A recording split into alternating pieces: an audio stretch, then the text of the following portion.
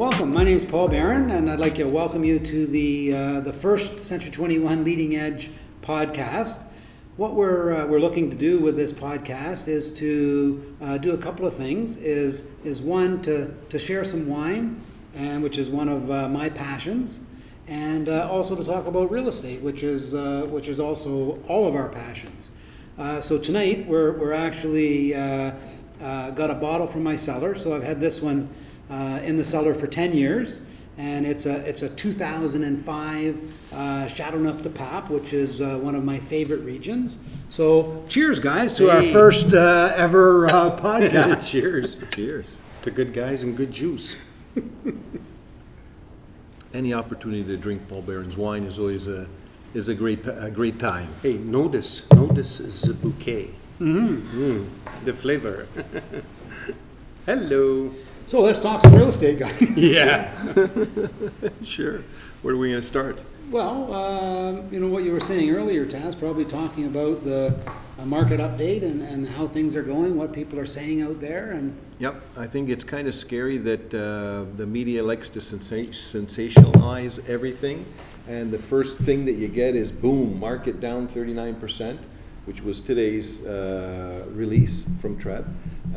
But I think what's scary is what does the public see, right? I think that scares them, but when you look at what is the price actually down, is down 14% from what was the all-time high of March of last year. So I think it's up to us and our agents to educate the public a little bit on that. Yeah, but you got to ask yourself a question. Like, is this their mandate?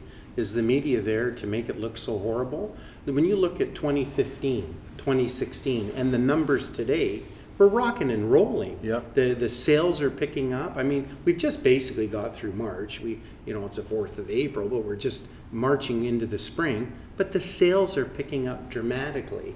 Now, why do they say 39%? Like, they're giving the impression that it's just dropped. But really and truly, that's ridiculous. But maybe that's the positive side of me, but you've got to say, what are you comparing it to? And you hit the nail on the head. You're comparing it to the most craziest peak performance of last year, and you're not saying the sales are down. What number are you giving? Yeah, really? Yeah. So, anyways. yeah, I think that whenever you look at market statistics, often people are confused about what it is that we're actually talking about, right? And one of the things that we're recommending to our agents to use is this Graphic Pro program, right? And for the agents that have used that, what you can do is you can look at a 5-year overlap of what are the market conditions. So somebody bought a house in 2016 and it's down 14%, but you can go back and look at if you bought a house 5 years ago and you sell it now, well, you're up 123% still. Right. Yeah. So, real estate has always been talked about as a long-term investment. True. Yeah. But it's also like the stock market in that it does go up and down. And, we've been on, I think, the best run in the ever. Yeah. I mean, the reality is that the market has been on an upswing since 1996. Well, that's right. That's 22 years. That's right. Right? And I think the only sort of downturn aside from this recent one was in 2008 when we had the crisis in the crisis US. and the stock market crash. And of course, their market went into the tank. Yeah. And we really had, at that time, it was a scary time for us as well, because I think that we had everybody in the marketplace holding their breath. Yeah. But what's interesting is, so for 5 months we had, very low amount of sales. By the end of the year, we actually ended up with higher volume of sales, but we did them all in 7 months. Because the 5 months that everybody was nervous about, they were holding their breath, not doing anything. But then that pent-up demand, the buyers were all there. Yeah, I think as soon as the dust settled then in 2009, it went gangbusters, right? Because I think they were all just waiting, is what's going to happen in the States going to happen here in Canada, right? Yeah. Our conservative banking actually saved our butts this time. So Yeah, True. Yeah, and I obviously always attend the TREB market forecasts and updates that they do. And I really like Benjamin Tall, who's a CIBC economist. And, it's interesting that he talks about the actual problem in the GTA and in the whole Golden Horseshoe is that there is an undersupply. So what happens is that you get government intervention. You have a tax on foreign buyers. You have the increase in the land transfer tax in Toronto proper. You now have the new mortgage regulations. So all of these government interventions affect people's thoughts and they react to them. But they don't deal with the fundamental problem, which is there is a huge undersupply of product. That's right. And that hasn't gone away. So my view is I would buy real estate right now. Yes. Because I know that undersupply is still there. Right. And whatever the government does to try to affect the marketplace is often has an effect, but the effect is going to be short term. Yeah. Right? Yeah. The other thing with that is that governments change, right? They get elected, they come and go, and we were talking to a few of our mortgage associates, Tass and I, and they were saying that once the new government comes in, they'll want to be the heroes and remove these restrictions so that they can show how they are the ones that solve the problems and get things going up. And I know I'm monopolizing, so you guys tell me to shut up at any time if I'm monopolizing. Well, I had some good things to say, but pressure off of us. What's that? You're taking all the pressure off. I had some great things to say, but I can't remember now. It might come back. Interrupt me anytime. Now I lost my. You lost your train of government, but the government changing. So with the government changing, is that then the market will pick back up. So the fundamentals are there. So buy. I would buy real estate right now. Now I would also buy smart, right? Yes. And the truth is that people are out there before these interventions in the beginning of 2017, and they're bidding up where I think that we were at 108% of the average price is what properties were going for. And the reality is now you don't have to have that bidding competition. Now Pressure's the off. buyer is in the driver's seat. And as soon as the sellers understand the changes in the market, they'll be back out there. But I totally agree with supply and demand theory, because I like to think of what happened when it went crazy. And when we look back, you look at numbers, how there was so little amount of listings last year when this whole craziness started. And to me, that verifies the supply and demand, because there were so many buyers out there, and I think the year started off with about 4,000 listings. So the supply and demand theory is great. And what's hurting a bit now is the upper end market, where people, and you don't like to generically say, oh, people are greedy, but in the Markham, Unionville, and some of the areas that our offices are in, the prices are high, and they're saying, look, the prices are adjusting, they've slipped down. But let's look at this. An agent in this office had an investor and went out to Peterborough. And he called me up and he said, Anthony, let's get rolling on this. I just want you to check the papers. The moral of the story is 12 offers, 15 offers. But again, it wasn't 1.5 million or a Unionville type price. They were kind of your basic, I'm going to call them starter homes, around 350, 375, 395. It took them 4 offers to finally get this investor to buy a house. And he said part of the theory was it's still within reach of the GTA, the 407's coming. So I think when you look at the opportunities and the overall situation, there's people out there begging to buy. So it's going to change, I believe, probably sooner and quicker than later. And it sounds like a speech, hurry up, get out there and buy. But real estate has always been the best investment. I mean, from an investment standpoint, we can get into condos. Look how the condo development's going. This weekend in this office, we've got, you know, the condos at 9th and Main coming in, the developers coming in, and no matter where the development is, they're lined up and they can't buy them fast enough. So there's a lot of strength going on. But just for a buyer, a first-time buyer or an investor, it's the greatest opportunity. We live in the best place. And Paul, it sounds like I still say do it now. There's absolutely no doubt. Do it now. Hurry up and let's buy something. Yeah, I agree. I agree. I agree. I get so excited. I also think that you know, when you look at the media, so this is a great opportunity to talk about the realities of the marketplace, and you know what a large real estate brokerage's view of what's happening. But nobody in the media likes to have, you know, calm, average, things are good, things are slow and steady. It always has to be. The story in the media is to sensationalize things. Drama. Right? Drama sells. Drama sells, right? And, you know, they dramatize it, but I think that in the end, things work their way out, right?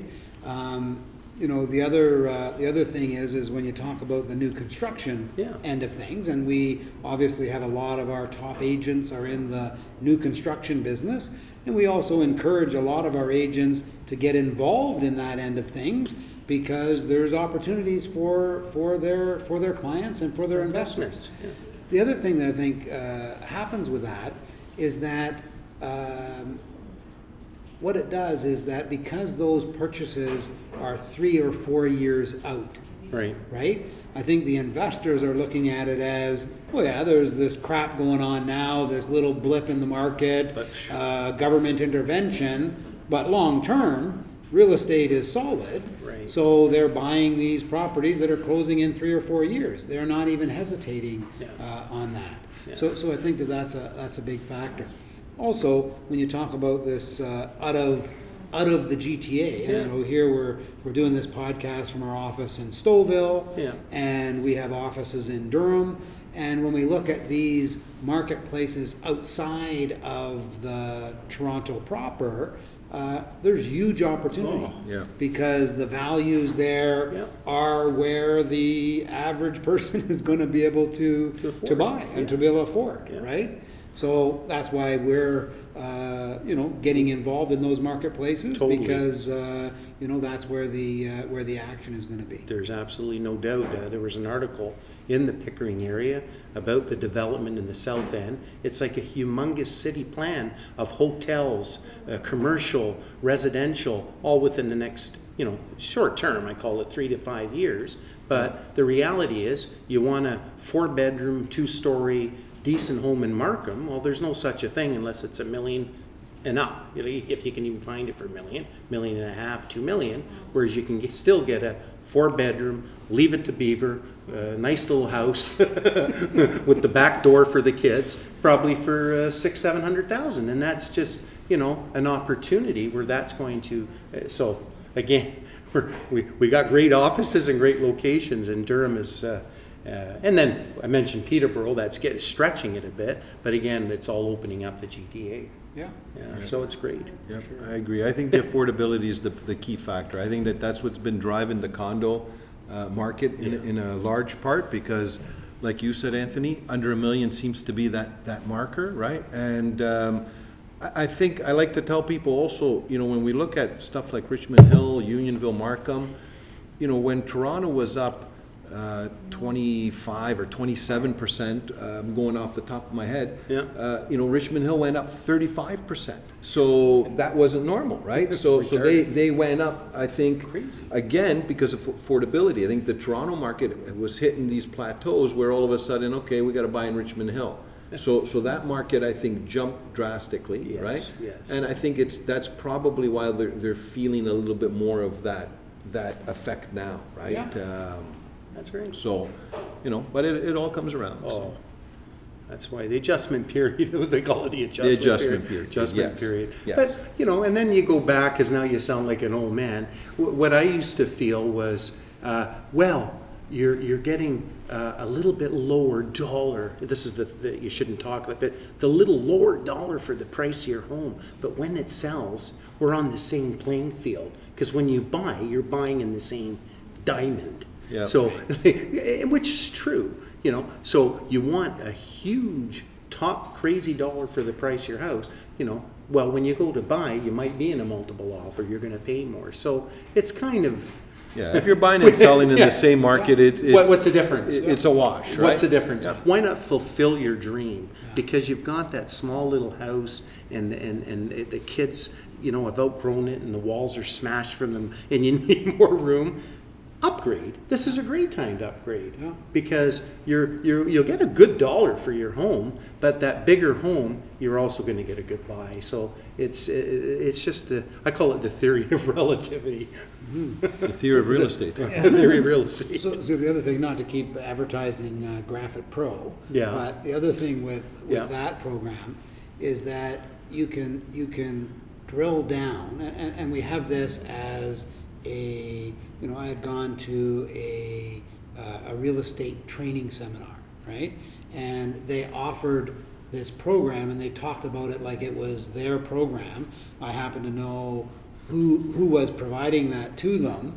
I thought that was the best thing since sliced bread, so I don't do any work with that particular sales trainer, but I went out and I actually bought a subscription, or I guess we bought a subscription for each of our agents to that Graphic Pro program. And what it does is, when you look at buying and selling, it actually drills down where we're going to look at Tasis is selling in his cup of wine over here, and in his area it happens to be up compared to other areas significantly more. And he happens to be buying over here in my area, and this area happens to be down. Right. Okay? So when that is the scenario, you don't want to get greedy over here, because you're actually in the best scenario to analyze and drill down to those particular areas to do the best thing for your client. And that's what we're trying to do, is we're trying to provide them more information so that they can provide value to their clients and to educate them.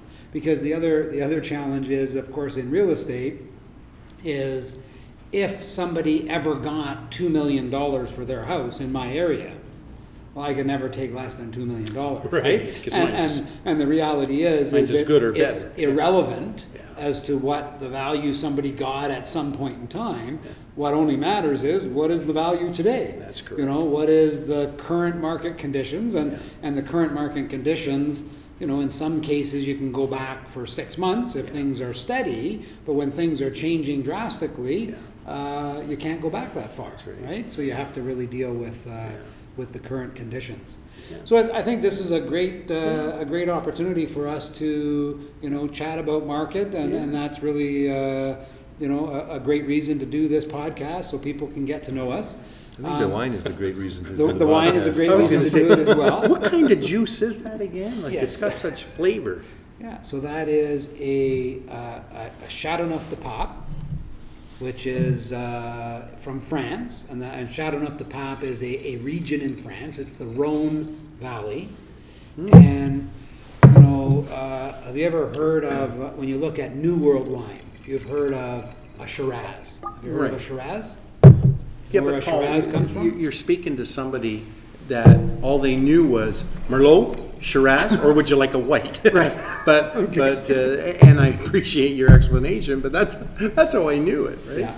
So do you know where Shiraz comes from? Not really. Okay. Do you know where Shiraz comes from? I don't. Okay. No. So I got to educate these guys too. So Shiraz is the #1 grape. Australia. From Australia. See? You said you didn't know. He did know. I just had to pull it out of him. And sounds Australian. Shiraz. In the New World wine, they always talk about wine based on the grape, right? So they talk about it as a Shiraz. Now, what's interesting is that Shiraz, if you talk to somebody from France, is actually Syrah. And Syrah is the same as Shiraz. It's the same grape. It's just when they grow it in France, they call it Syrah. And It's the same grape. So what's this? So this is a Syrah. Right. So it's the same as the Shiraz grape, but it's grown in a completely different region. So when you look at New World wine from Australia, a Shiraz is super fruity. So it's all about fruit forward, right? And what's funny is that I've been collecting wine, and we probably shouldn't really talk too much about wine because I'll get going here on a roll. But I've been collecting wine for about 25 years, and I went through my Australian phase where I really loved all these Australian wines, right? And had a lot of Australian wines, and I had a lot of Australian wines from the mid-90s. In my cellar, and they were super fruit forward, and I thought, this is what I love. And then I opened a Bordeaux. Oh, So a Bordeaux is your French, oldest rich, French, classified regions of wine. And I tried the Bordeaux, and like the Chardonnay, the complexity. So this is the same grape, but it's not fruit forward. There's way more complexity, and there's way more feel in your mouth. It's not just about the fruit. And then I dumped Australia completely, not to offend the Australians, but I dumped Australia completely and really started, because I like that grape, but really started with a lot of Chardonnays in my cellar. And this is probably my favorite wine is the Chardonnay. But I have Italian, Spanish, all the region of the world, Spain, Italy, I really go all over the place. But yeah, it's interesting how these wines evolve. Yeah. So, well, let's have a toast to that. Toast to that. I mean, to the lovely wine. There we go. And thank you for bringing it, Paul. No problem. Yeah, it's My great. pleasure. When you say complexity, it almost reminds me of myself. But I'm a very simple complexity guy. You mean fruity or Fruity. Are you more of an Australian fruity guy, or are you more of a complex guy? You mentioned complexity. I remember once having a Bordeaux. Yeah. And it's hard to understand. But, don't swallow it. What do you mean, don't swallow? Put it in your mouth. Swish it around. Notice. And then but it does have a different, it's hard to explain, right? Yeah. Well, what's interesting with that, so I go to... Is it true? Well, it's true, because I go to a wine tasting where we taste wine all day for 3 days, right? So you do not taste wine by swallowing it. Right. You don't have any taste buds in your stomach, right? So the tasting wine is all done in your mouth. So we taste these nice expensive wines, we swish them around in our mouth, we aerate them, we get all the flavors, and then we spit them into a bucket. Right? That's what wine tasting is all about. You look at any sommelier is going to taste the wine. You don't need to swallow it to taste it, right? You need to swallow it to get drunk. And it's a nice finish to that taste. Which is what I did the first time I went to a wine tasting, by the way. Swallowing. Oh yeah. But Did you feel a little happy It's after? not It was. necessary. It was, It's not necessary. So you can taste the wine. And even when you taste the wine in your mouth, you still get some of the alcohol, and if you do it all day, the absorption. So it certainly is there. So what I wanted to do is to change gears a little bit, and now maybe talk a little bit about Century 21 leading edge, or not Century 21 leading edge, but Century 21's new branding. Yep. Yes. Which is very, very exciting news.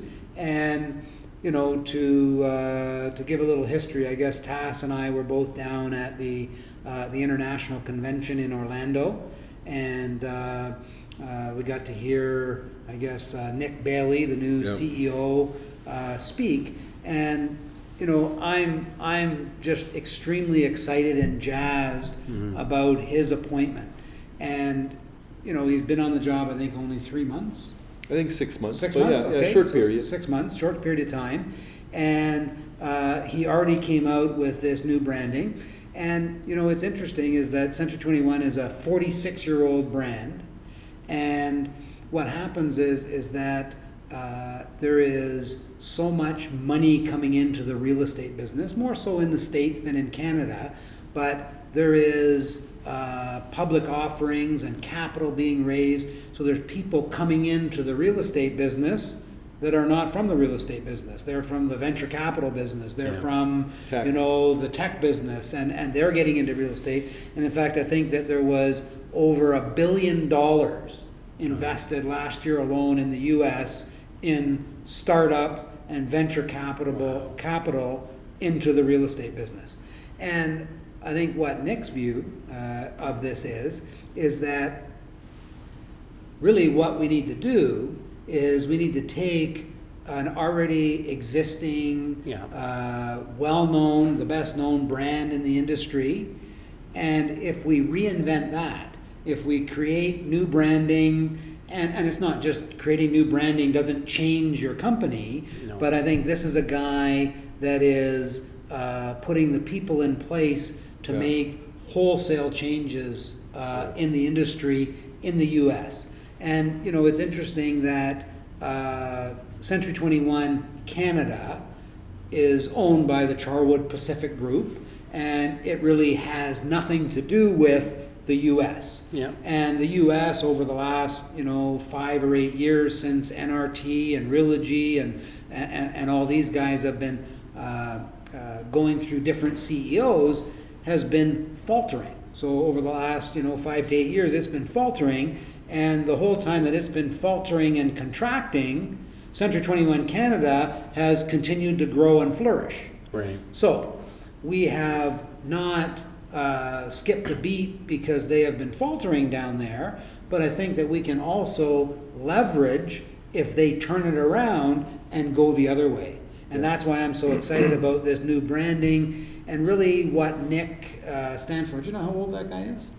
No, I think he's in his 40s, Paul. And just to add to that, I think what Nick mentioned while we were there, and I don't know if you were at that event, he actually shared with the crowd how he originally was offered the job, refused the job, because after he analyzed the situation, he said to them that I believe that the changes that have to be made are too drastic and need to be made too quickly that you guys won't be able to stomach it, basically, right? So he refused the job because what he felt needed to happen to bring the company to the next level, he didn't think that his bosses, which is Realogy, right, would be able to handle that, right? And they went back to him and said, yeah, look, we're on board. So I think what you have there is, above him is Realogy and Realogy Holdings. I don't know exact names, but they were both companies that went through big management changes. So their CEOs of both of those companies are in their 40s, and Nick Bailey is in his 40s. So we've got this change of guard where a lot of old school guys that were maybe in their 60s or 70s have been replaced with guys in their 40s, and the fact that it's all the way from the top going down, I think it's great because I think I agree with you, Paul. It's not just the brand. It is a whole mindset change of we need to bring it to the next level, and I think they're all on board for it. So there was a lot of energy that was there about that, and like you, I'm jazzed about it, right? Yeah. I think they're definitely going in the right direction. That's what Nick is all about. It's all about that customer service level and how you deliver that in the middle. And if we can work on that, and that is the core thought process and mindset. And what is it that we're doing that helps that process in the middle. And if it helps that process in the middle, then that's what Century 21 in the U.S. is going to do. And when they do things down there, we can certainly leverage off everything that they do. We haven't been leveraging for a few years because they have been faltering. And for those that don't know, Realogy is a largest real estate organization in the world, and they own Century 21, they own Coldwell Banker, they own ERA, they own Better Homes and Garden, they own Sotheby's, right? So Realogy owns all of those brands. And they also have NRT, which is they started to buy out a lot of the franchises and make them corporate stores. So in this process of all of this amalgamation and stuff going on, it's almost like some of the biggest and best Century 21 offices in the U.S. got converted in that sale process to Coldwell Bankers. So there was a huge office in all the Hawaiian Islands that was a Century 21 office, and I was in a mastermind group years back that we almost went to Hawaii to go to their office to view it. They were involved in the organization, and they've now switched to Coldwell Banker.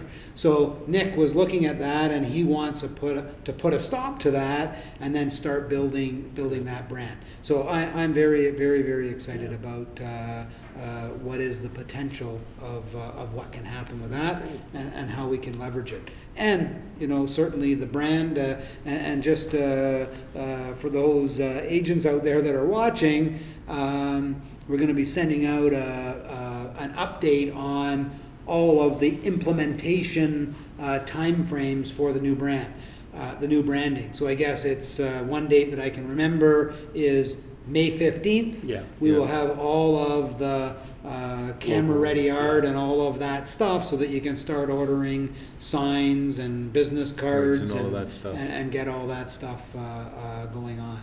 Yeah. So that's very exciting. Very exciting stuff. I think the branding is fantastic. I think that, and the more it sits with people, I think, no matter what, when you're used to seeing something all the time, it's always going to be a shock, right? So I think for some of our agents, the initial reaction was, oh wow, that's different. But then once it sits with you a little bit, and I loved what they showed. They had one of the slides that Century 21 Canada showed.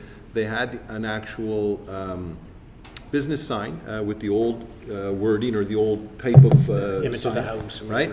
And then you slide it over, and then it shows the new one. And when you do that on the same screen, right, seeing the old to the new looks fantastic. Yeah, you're like, wow, that looks so much better, right? Yeah. It's just so much crisper and up to date and hipper and all that kind of stuff. So I'm pumped to get that stuff going. We gotta spend a ton of money on new signs, but hey, that's okay. Right? And it's interesting too, is that my wife has all these designer bags, right? Purses, right? She doesn't have one. She has a lot of them. She has a couple, right? Just in case she's watching, she has a couple, and a lot of times they have the letters, right? Yeah. So Michael Kors or Louis Vuitton, the LV. So now they also had that new logo, and I saw it on some bags. I don't know if you guys saw the pictures of that, but it reminded me of those, high-end bags, and I can picture the ladies. I think I might get into the purse business and start selling purses. We had someone else from one of our lenders say, "Oh, I love the new branding. It looks very OVO." So one of the other guys during the meeting says, "What's OVO?" Right? And I said, "That's Drake's brand, right? Drake the rapper. He's from Toronto." I said, "If you don't know who Drake is," I said, "then we're in real big trouble," right? So anyway, the fact that he said that looked very OVO, like OVO is the latest, coolest, hippest thing, right? So thanks for bringing me up to. I had not heard. You're up to date now. So OVO is Drake's branding, and what does that stand for? Not Ontario. October's very own. So he's obviously born in October, so October's very own is Drake's. So he calls himself OVO. OVO. No, his clothing line, right? Oh, okay. So his clothing. So he has hats, shirts, and all of that. But it's stuff, all cool, right? Updated stuff. It's all cool stuff, right? So the Raptors have an OVO version of their uniform, right? I don't know if you guys are Raptor fans, but the new black uniforms that they wear sometimes with the big V. That's OVO design. Yeah, but for him to say this looks very OVO. That's my point. So when you got a young guy saying, "Hey, that's cool, that's very OVO," that's a compliment. That's a good compliment. I think that's going the right way. So that's all good. Perfect. Very excited. So what else are we going to talk about here today, guys? Well, I think we've solved all the problems of the world. We haven't finished the wine yet, though. So. That's okay. That'll happen. There you go. Okay, you know what I'm going to do? So I'm going to go and grab another bottle of wine. I'll bring it over here, and you guys can Excellent. Sample some more? Can sample some more, but keep the conversation going, just so you know we're doing a podcast here. Oh, is that what it is? Oh, okay. So what happens is that we can't break for 5 minutes and go open line. We've got to continue the conversation. So, fair enough. You know what?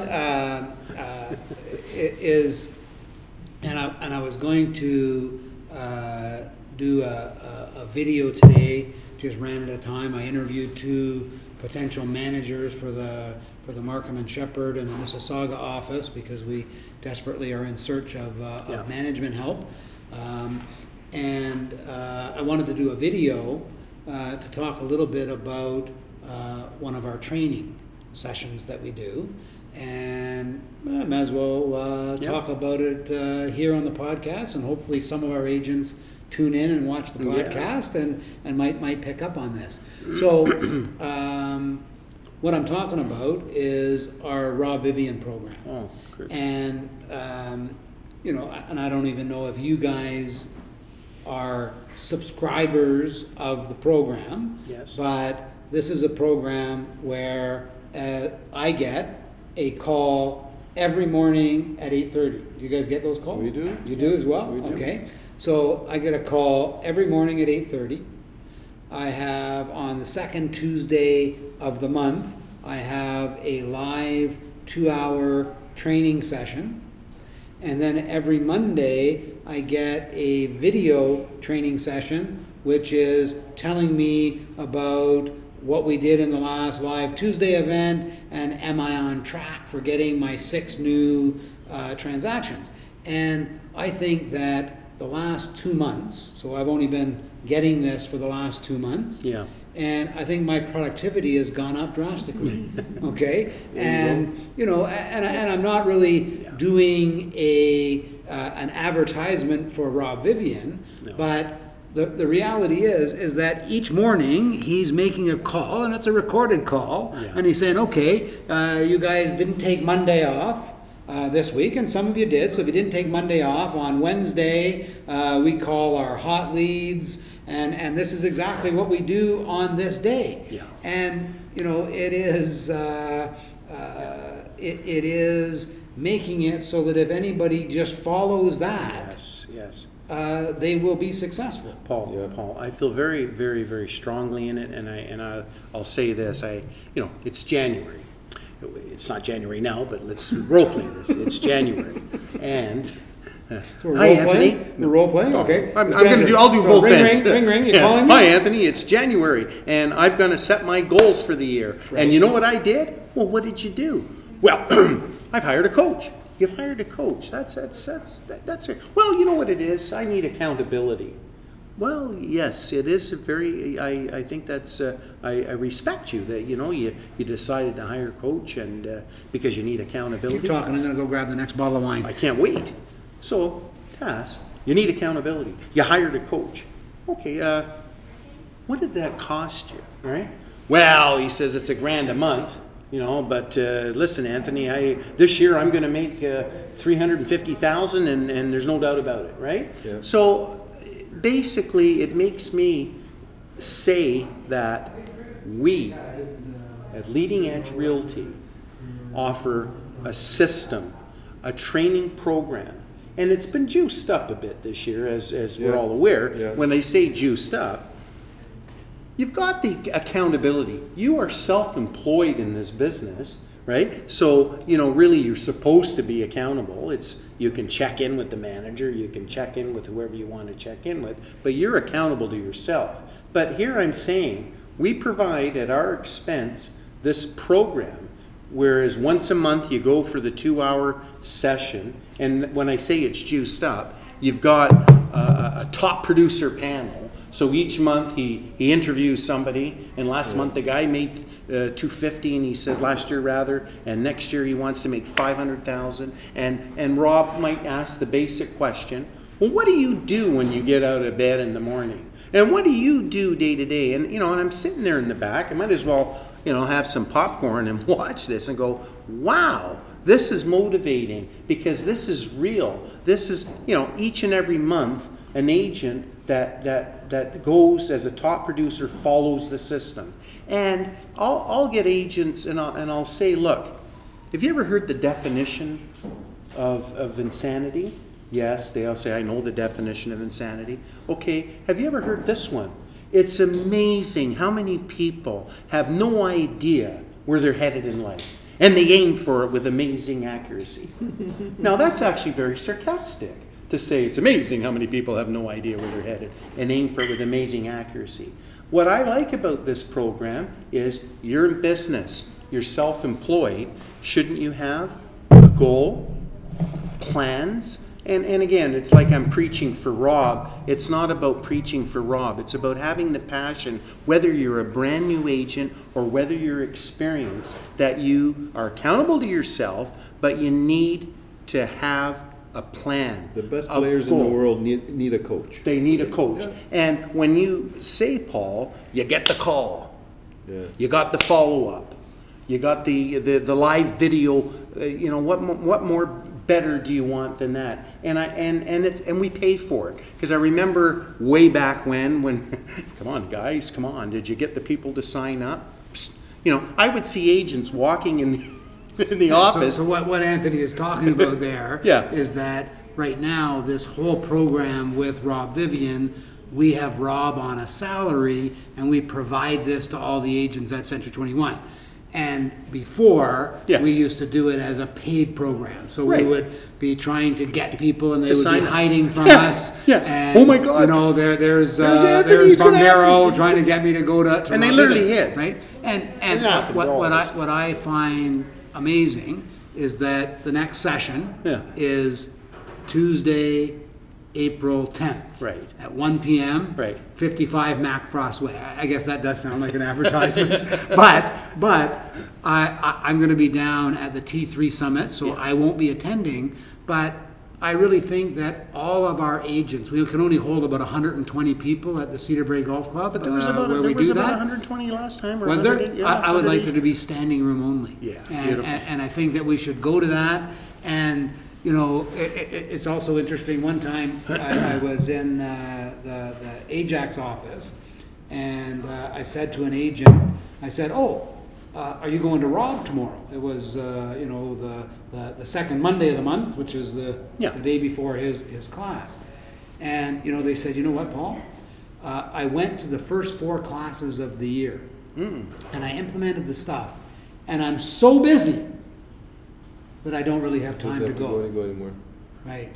And I said to this agent, and I won't mention her name, okay, that, do you realize how crazy that sounds? Yeah, exactly. And this is the problem with the real estate business, is that agents believe that they have 10 potential clients, so they're good. Yeah. And they don't believe they have to continue to prospect because they got 10. And they're devastated, and we have to talk them off of the bridge because those clients didn't buy or sell with them. And the reality is that, you know, what Rob teaches is 1 in 4 work out. Right. So if you want to do 10, you need 40. Right. Right. And you know, I get people that say, "Oh, I don't like Rob. I don't like the way he presents," or you know. And I remember when I was early on in my real estate career. You guys remember Bob Proctor? Yes. Yeah. Right. So Bob Proctor's voice, I can't stand Bob Proctor's voice. Right. It just grains on me. However, Bob Proctor's message is good. It's good. So I sat through that and did it. So I just, you know. I am, you know, an owner like you guys of Century 21 Leading Edge. We're providing this to our agents, and I'm jazzed on listening to it and attending it myself. Yeah. Exactly. Right? And I think that I'm having a productive 2018 because of it. Because of it. And we don't have everybody there. So hopefully we have standing room only on the 10th of April. I hope so, Paul. Not to keep promoting Rob, but I think whether it's Rob or anybody, right? I think you need that coach in your corner. Yes.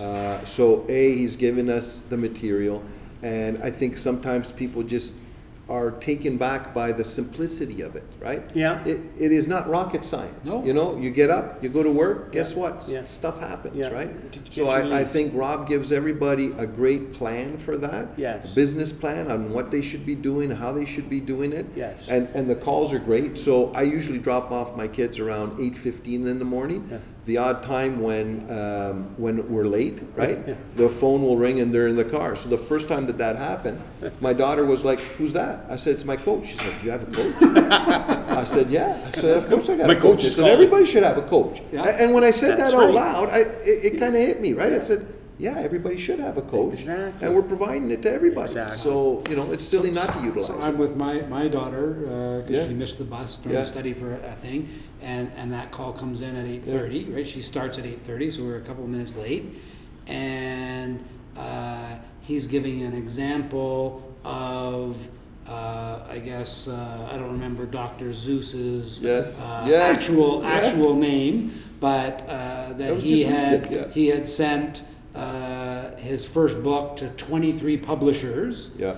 And they didn't publish it, but he kept sending it. He didn't give up. And then the 24th publisher published his first book, and now he's sold 500 million copies of children's books. Yeah. And It's amazing. my daughter says to me, "What does selling books have to do with real estate, Dad?"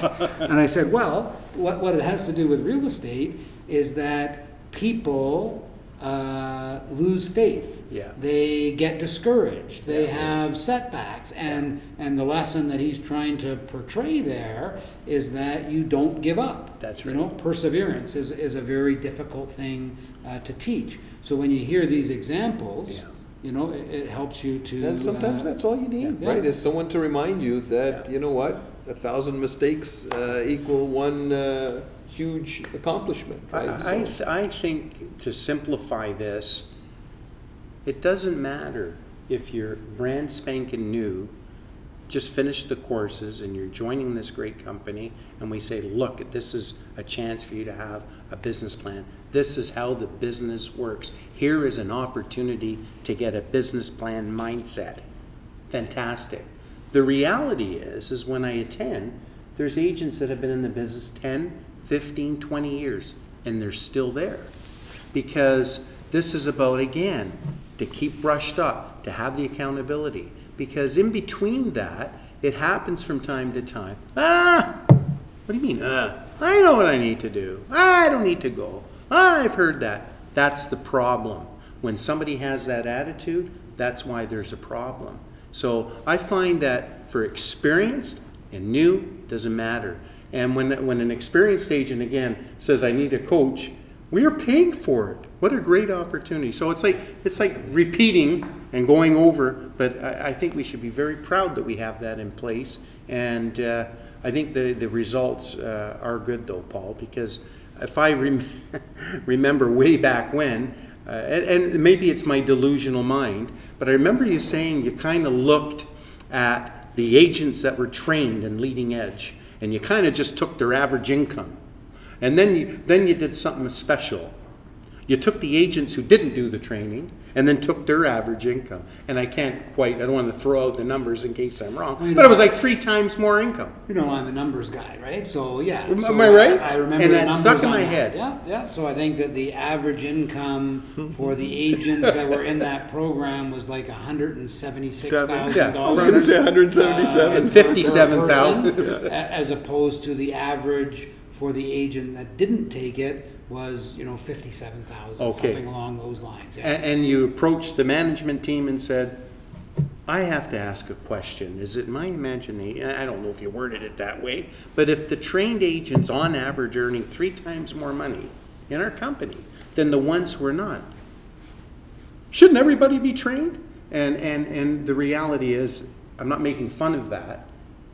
It's true. Yes, everyone should be, because that's the theory. So I use that when I have the opportunity and the honor of meeting a new agent, and I use that story because I'm glad, because my numbers are pretty close to that. Yeah. And I remember you saying that, and it's not like you just went and picked it out of a hat. There's got to be some merit in that. Yeah, no, I believe in quantifying everything. We have to do Right. fact-based decisions and fact-based things is very, very important. So I'm going to talk a bit about the new next wine that we're going to have, and I'm also just to tell you. So a lot of times, so the first wine that we had was a 2005 Chateauneuf, and tonight is a Chateauneuf night. So the second wine is a 2007 Chateauneuf. So it's an 11-year-old wine, and this one was a 13-year-old wine.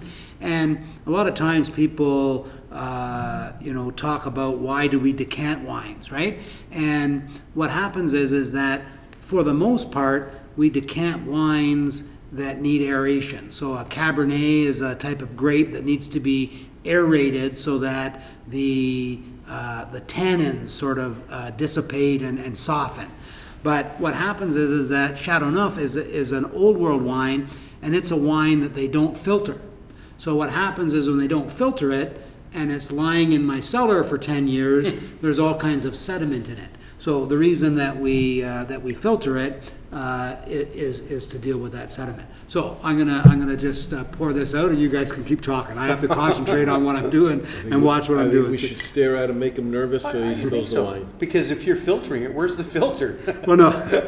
So the idea is that Pour it slow a lot of times what I do at home, and I didn't bring any filters, is that I have a little mesh filter, and I actually pour this through a little mesh filter, and what it does is it spins it around. But when you pour a bottle of wine, you'll see in some restaurants they'll take and chug it into the bottle. The way I'm doing it here, where I'm pouring it down the side of the bottle of the decanter, that allows it to aerate. Wow. And I'm also pouring it slowly so that I don't get the sediment. Right?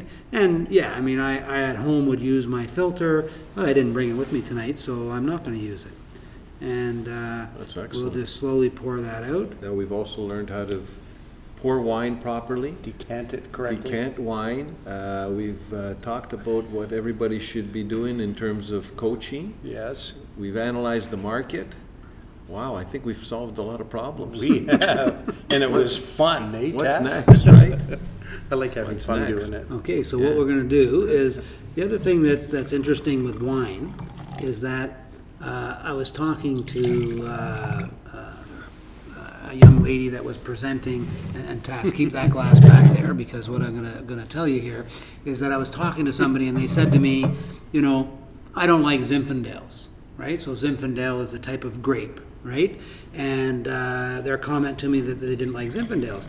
And I said, that's an interesting comment, but what's interesting is that you're making that decision based on trying a Zinfandel, right? So I used to have this view that I don't like Amarone. So Amarone, you know what Amarone is? In fact, you gave me a bottle of Amarone. I haven't drank that yet, but Well, you should. I It's should. a great Yeah. wine. So Amarone is an Italian Right. wine, and it's a little bit of a special process where they actually dry the grapes out in the sun Yes. and concentrate the sweetness, and then they make the wine from that. So I had drank probably 3 Amarones. I said, I don't like careful. Amarones, right? Yeah. And what I was sorry I saying to bought this, that for you. no, they got to hear the end of the story. Oh, okay. Because I jumped. what I was saying to this young lady that says she doesn't like Zinfandels is I said, have you tried them all?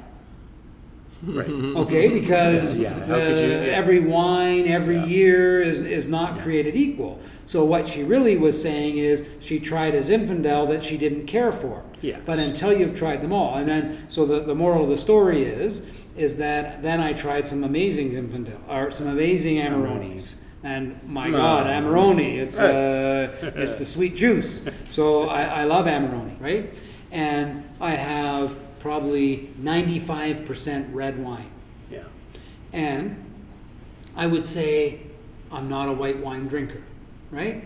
And so I was at the Wine Spectator Grand Tasting in New York that I go to each year, and this is 3.5 days of tasting wine from 9 o'clock in the morning till the end of the day.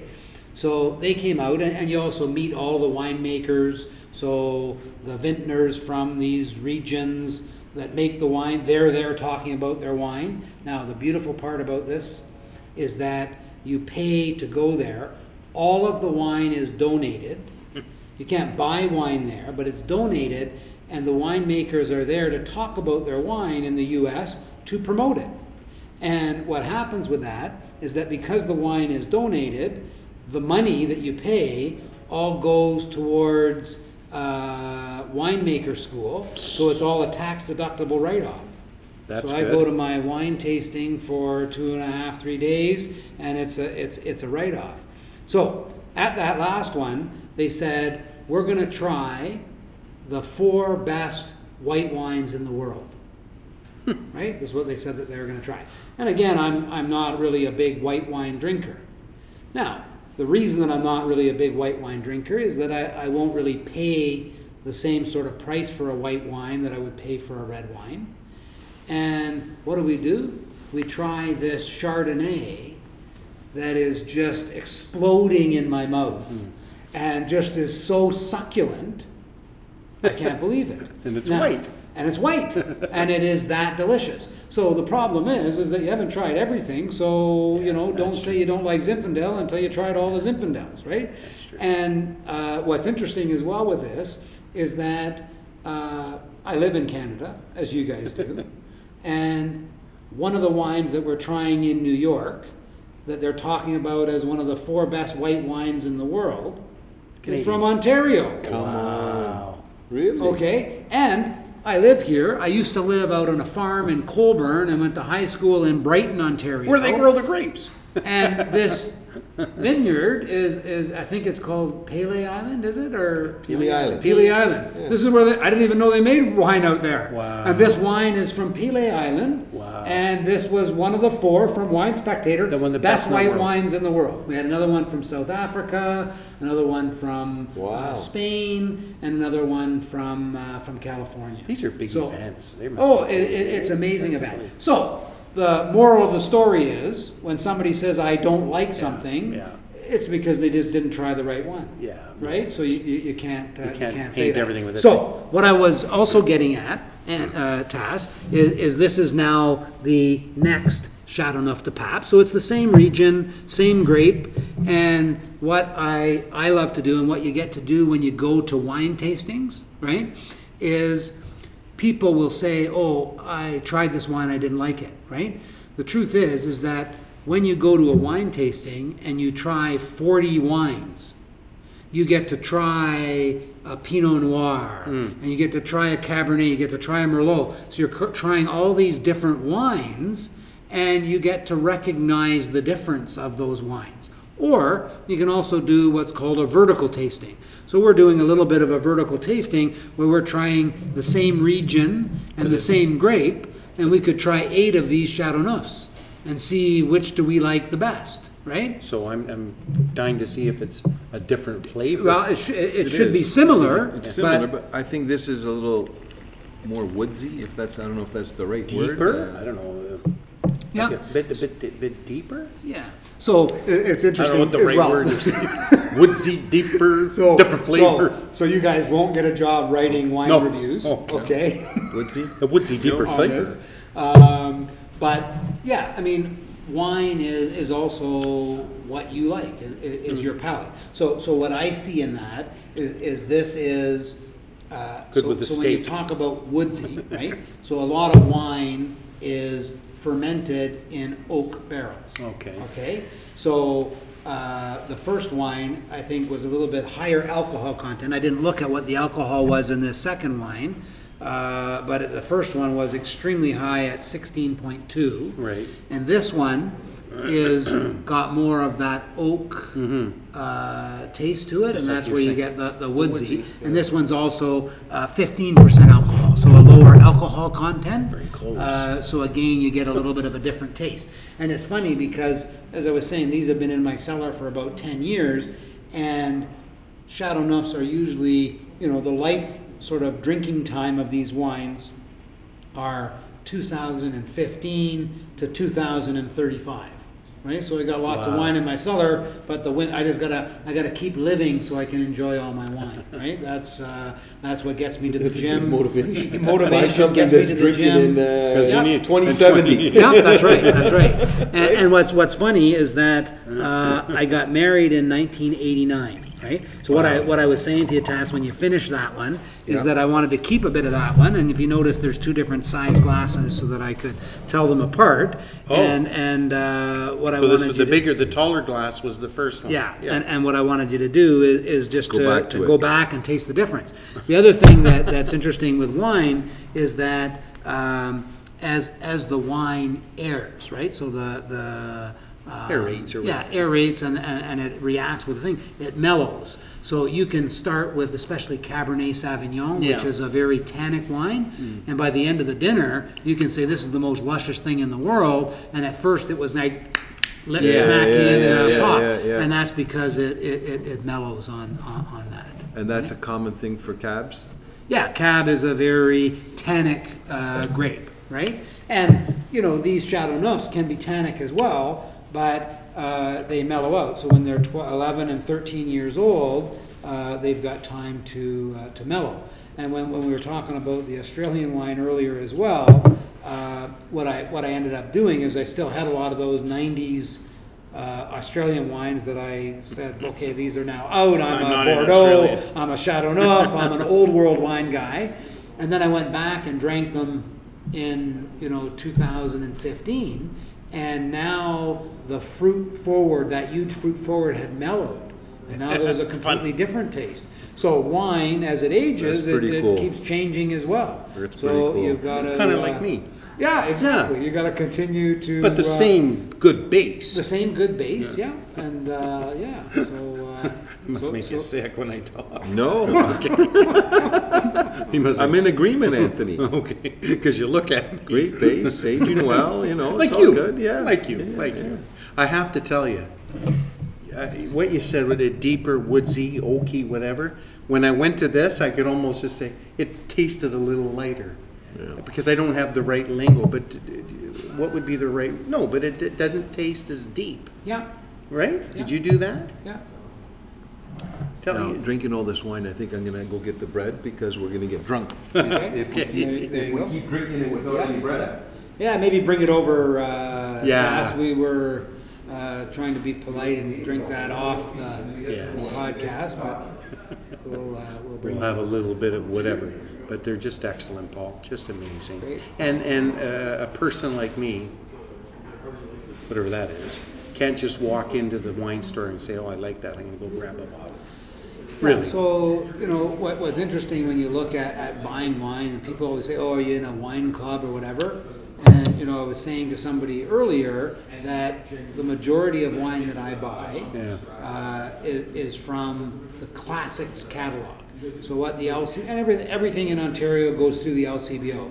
So if you go to a wine auction, which they have every year in November, everything is all sold through the LCBO. Yeah, but you can't just walk into the Markham LCBO No. and say, "Oh, I'd like a bottle of that." No. So what happens is that they have a monthly classics catalog release. Oh, okay. And the way that works now, in the old days, you used to fill out an order and you used to fax it in, and sometimes you would get filled, sometimes you wouldn't get filled. Right. But now with technology, they do it where so there's a release tomorrow, April 5th, at 8:30 is when the release comes out.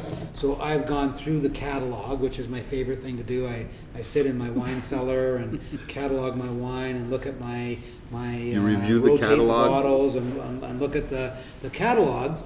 And what I've done is I've picked the 5 wines that I'd like to buy from this release tomorrow, and I've numbered them. So this is the one I'm going to go to first, because what happens is that if you sign on at 8:40, those 5 wines that I'm looking to get, they may be gone. Okay, so you've It got opens at 8, you said? 8:30. So you've got to be on immediately, and then you've got to go in order of what your priority is, because you may not get them all, right? So that's And is that tomorrow, you said? that's tomorrow at 8:30. Yeah. I got the catalog if you'd like to review it. If there's anything that you We can't get them drunk because I won't be able to see the You catalog. won't be able to order. Yeah, no, I'll be able to order no matter what. I'll be able to order. Yeah. Get me a case. Absolutely. And what's interesting, I got a buddy that's getting married, and he's got a corkage fee for his wedding. So I've got him coming over with his fiancée on Saturday, and we're going to do a wine tasting of a bunch of different wines that are, you know, price suitable for a wedding venue where you that's nice. where you can do that. So Oh, so he's worked it out where he's allowed to bring the wine for his wedding? yeah, and, with a corkage. with a corkage fee? And he's coming to the Baron LCBO to Figure out what to buy. see what we've got, and see if he can buy it. Great. If not, then I can sell it to him. I probably shouldn't say that on video. I don't sell wine commercially, but I can give it to him, right? I can give it to him, right? I can give it to him. No, I give it to him. You'll give it to him. That's hopefully he's not watching and thinks that I'm giving it to him. But anyway, it's all good. So that I think that we're going to wrap up our first podcast. We've had a great time. We've enjoyed some great wine, some great conversation, and we're just going to introduce ourselves so you know who you talk to. I also want to give a little bit of a shout out to Vendetta Media that is filming this podcast for us and have set it up for us. And I would encourage you guys, if you like what you saw tonight, is to like us at the bottom here. And my name is Paul Barron. I'm the broker of record of Century 21 Leading Edge, and the founder of Century 21 Leading Edge. And I'll let my two partners introduce themselves. Sure. I'm Tasis Giannoukakis. I am one of the partners at the company, and I manage the York Mills office and the Bay Street office. Thank you very much. Anthony Bungaro, one of the partners, and I take care of Markham and Stouffville, and this is great. Thank you very much for the nice juice, and I look forward to next time. Yeah, likewise. Perfect. Cheers, guys. Thank you very much. I think we should always do a sign off with a cheers. Cheers. Yeah, Thanks, for guys. sure. Guys. Cheers. Cheers.